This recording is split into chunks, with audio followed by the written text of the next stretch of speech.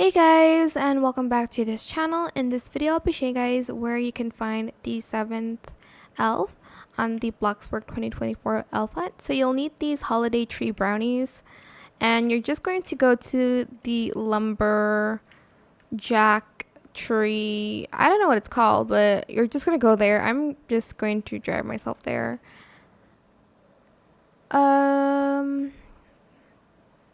Just wait a second.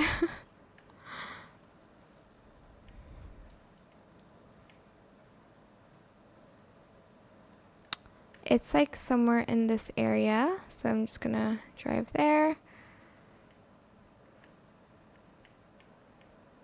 Okay, so it's right here, like behind the boxes, and you're just going to press give, and you got some money.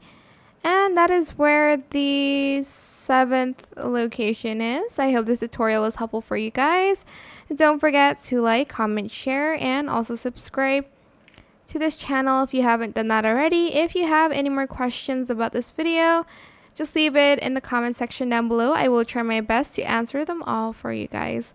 And if you found this video helpful, please click the thanks button as well. That is it for this video. Thank you so much for watching. Bye.